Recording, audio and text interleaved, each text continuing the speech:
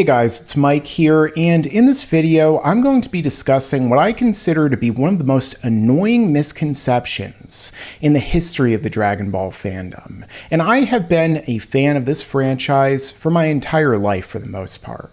The fact of the matter is that this is something that, if you're watching this right now, and you're a Dragon Ball fan, or you have some kind of passing familiarity with the franchise, chances are that you are wrong. Wrong about one of the most foundational characters who was introduced all the way back in the very first arc of the manga created by Akira Toriyama, rest in peace. And that would have to be Yamcha.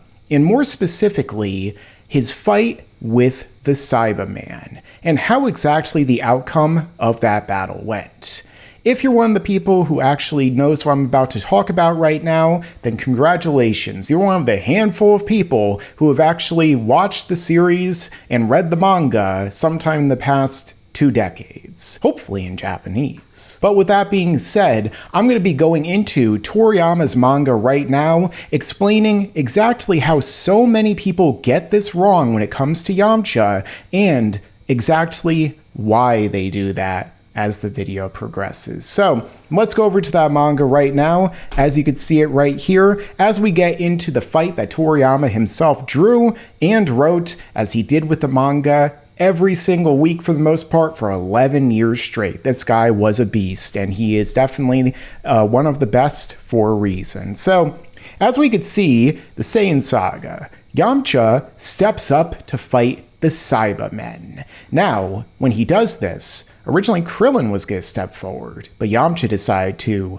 step instead, something I'll be getting into shortly. Now, when Yamcha goes to fight against the first Saibaman that steps forward, in this case, the second one to battle the Z Fighters after the one that had just fought and lost to Tien Tenshin Han, what do we see? This is a case where Yamcha and the Saibaman at first seem like they actually might be somewhat even in terms of their power. We see the two of them are sparring back and forth, but it becomes quickly apparent that this isn't actually the truth. Because Yamcha goes to jump right out of the way of the Saibaman, disappearing and reappearing right behind him, and he hits him with a Kamehameha, smashing him into the ground.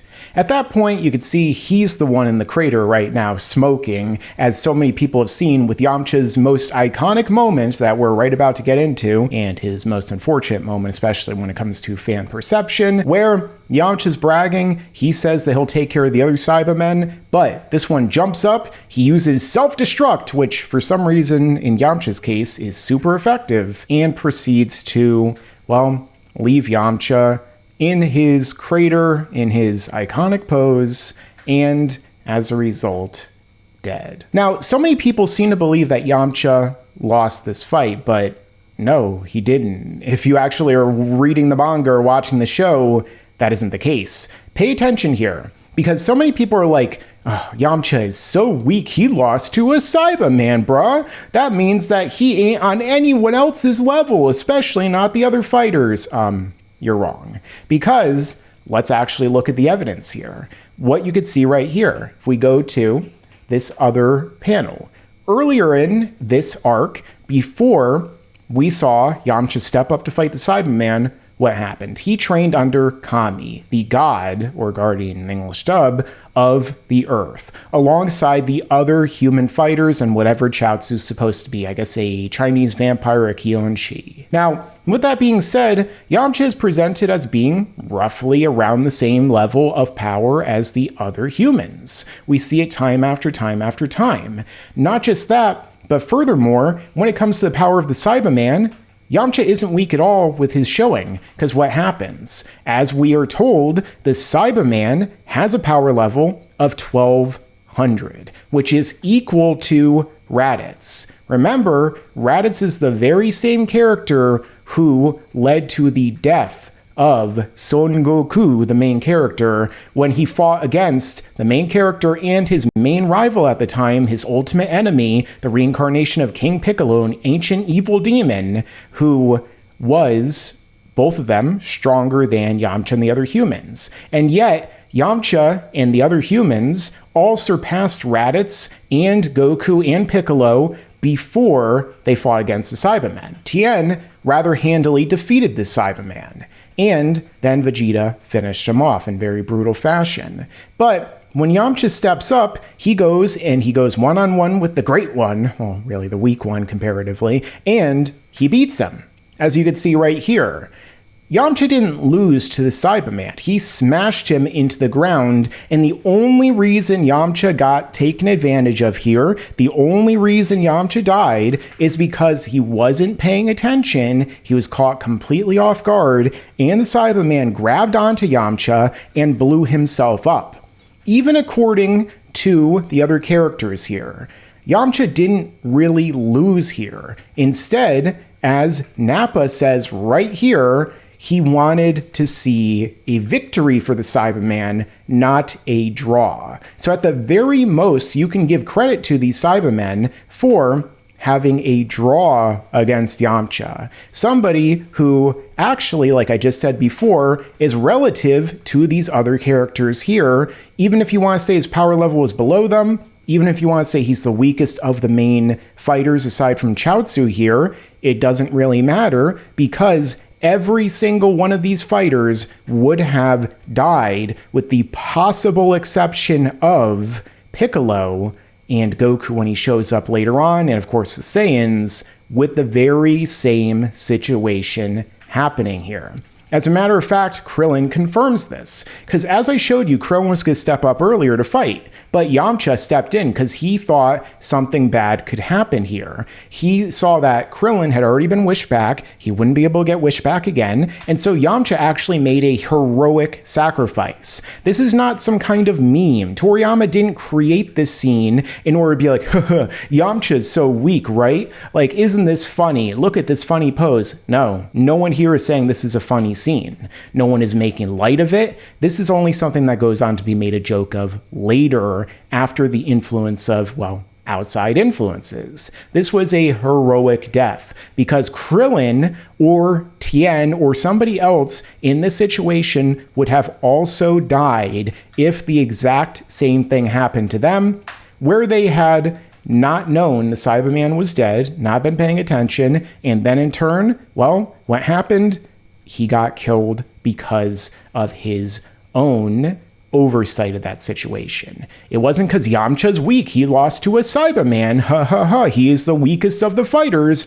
No, Yamcha bravely stepped in to fight against an enemy, knowing that he might die, so that his friend did not die permanently. Well, they didn't know about the Namekian Dragon Balls yet, or at least they weren't paying attention at the time. And then in turn, well, Yamcha paid that price so that Krillin didn't have to, and Krillin surviving is extremely important because Krillin is the one who gives everybody the idea to go to Namek in order to use those Dragon Balls to wish Yamcha and the other fighters back. And look at what Krillin does next.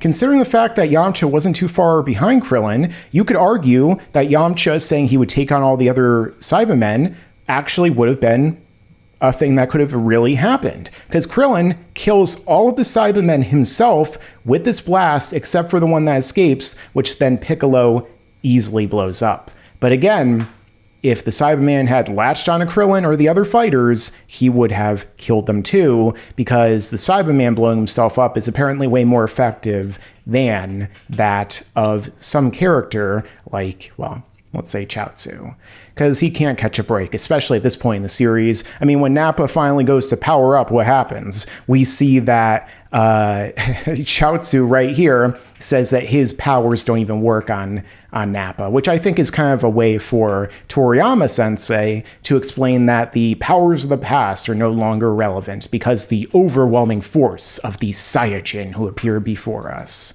So again, Yamcha didn't lose here because he was weak. He didn't lose at all. He drew with the Saibaman, who quite frankly blew himself up just to defeat Yamcha. The Saibaman is ashes and Yamcha's body is mostly intact. So again, I wouldn't say that that was a victory for the Saibaman, or really much of a loss, if one at all, for Yamcha. But let's get into more of why this is really the case. And let's be honest here, guys. The truth of the matter is that a lot of this comes down to fans who either have not seen the franchise, well, ever, have not read the manga like I just showed you, have not seen the anime in many years. So many members of this fandom will have not seen Dragon Ball, in this case Z, but they might have never seen Dragon Ball to begin with, which is why they write off Yamcha as a character who doesn't matter, who is irrelevant, who isn't that important, when he was one of the most important characters in the original story, who met Goku on his journey in the very first arc and ended up being with him all throughout the narrative, just only really getting de-emphasized after this arc and really Namek onward. And even then, afterward, he was incredibly powerful, which I broke down in my video, Why Yamcha Isn't Weak, which I also have a short on my channel for recently. But the thing is that a lot of the fans in this fan base have seen Dragon Ball Z 20 years ago on Toonami or on Nicktoons with the censored version of Dragon Ball Kai, and as a result, they don't really remember this fight. They don't remember a lot of the fights in the franchise, and as a result, they will come on to any video talking about Yamcha and how strong he is, or they will make their own videos with many of the channels that are on YouTube right now, and in turn, they'll be like, Yamcha's so weak, he's a joke, he's a laughingstock. But no, that's not the case in general. Rather, Yamcha was actually really powerful here, would have been able to stomp Raditz, which goes to show you how powerful he became in less than a year of training on Earth, by the way.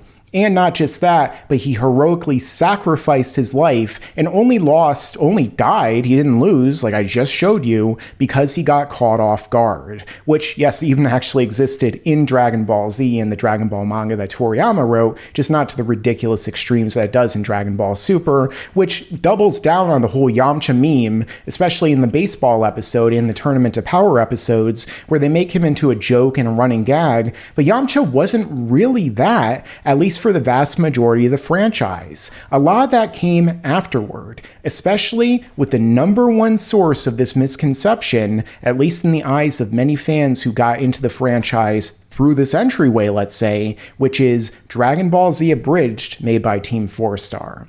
Which there are so many fans in this particular fandom, fan base, who love this franchise, but they got into it because their very first exposure was Dragon Ball Z Abridged, a series which is a spoof and a fan dub of Dragon Ball Z. Doesn't even start with the original Dragon Ball, but then again, most English fans, I guess, didn't. And then not just that, but makes up so many memes and so many changes to the narrative that a lot of people, millions of people, in fact, think are actually the way it's supposed to be. They think the depictions of Yamcha and other characters like I've shown you here are the way they really are. They look at this scene of Yamcha dying, which is actually a tragic moment in the story, and they go, ha ha ha, Yamcha got Yamcha'd, or Krillin got owned or something, but that's not the way Toriyama wrote it.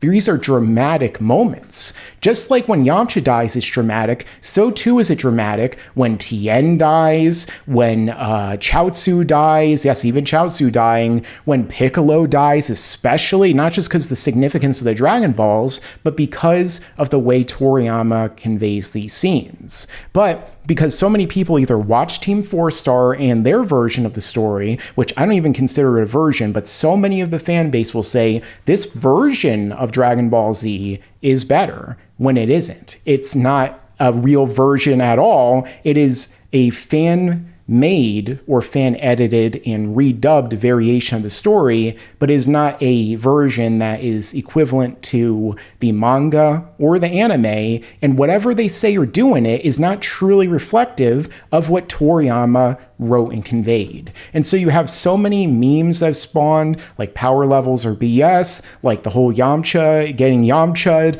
and so many other moments that fans either started with that, and so that's their reference point, kind of like people start with the English dub, and so they always think of Peter Calamus or Sean Schemmel as Goku instead of Masuko Nozawa, and of course, you know, the vice versa, or because they have not seen Dragon Ball Z in many years, they have never read the manga, and unfortunately the vast majority of this fan base never has, or in the case of this particular situation, many fans probably did see the series many years ago, and then they watched Dragon Ball Z Abridged in the meantime, and so that idea kind of got blended into their mind's version of the moments that are happening here in every other case. And so there are times even where I will post videos that will include clips or music and stuff from the actual franchise itself, and people will be like, oh, is this from the abridged version? No, it's not. But again, people have that kind of, I don't know if I would say cognitive dissonance, but complete misunderstanding of this story because of that. So in this case, that is why so many people, except for the small, super elite groups out there, seem to believe that Yamcha lost, that he is weak, and that he is a meme, and we shall point and laugh at Yamcha in the crater because that's all his character equates to, when his character is that much more. Spoken by somebody who has read the manga thousands of times, probably for my videos over the past 10 years for sure, and who has seen the anime more times than I can count. I go back, I rewatch and reread it like so many other fans every single year, and all those people who start from the very beginning and make their way through the story, not only are they emotionally enraptured by these moments of Yamcha's death and Krillin's revenge to try and destroy the evil monsters that brought him to it,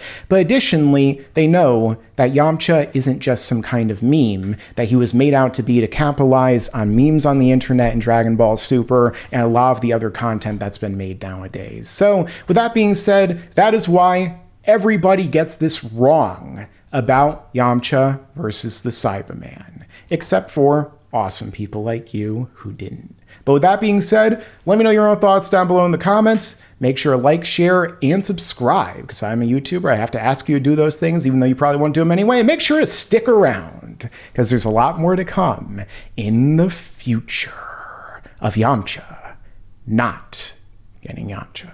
Y'all, and you better subscribe.